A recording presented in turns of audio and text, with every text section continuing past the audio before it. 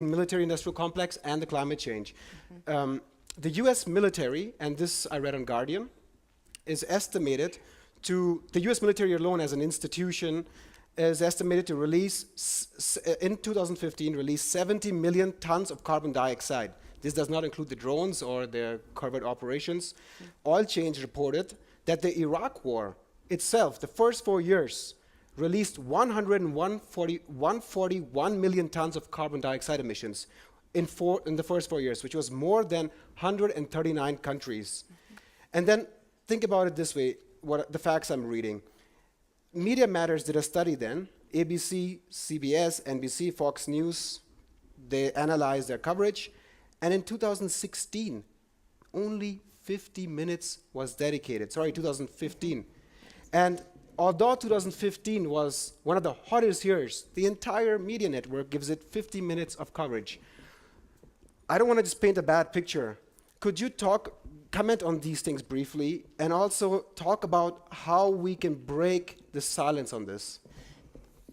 I think it's really important to understand what it means, why it is that media has to black out the reality of climate change or nuclear weapons or the war in Yemen.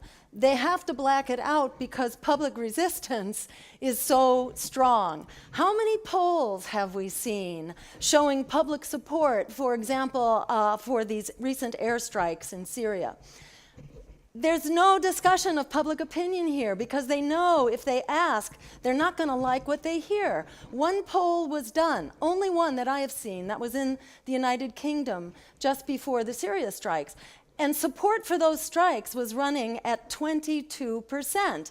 Opposition was twice as much, and most people were saying, what's going on here and why do you want to go to war anyhow? So there's enormous public opposition that can be mobilized. The fact that they have to blank us out, that they have to disappear us, should be taken as testimony to how very powerful our movement is for people, for planet, and for peace over profit. We have a very powerful movement on each of those fronts, and if we join them together, we're absolutely unstoppable.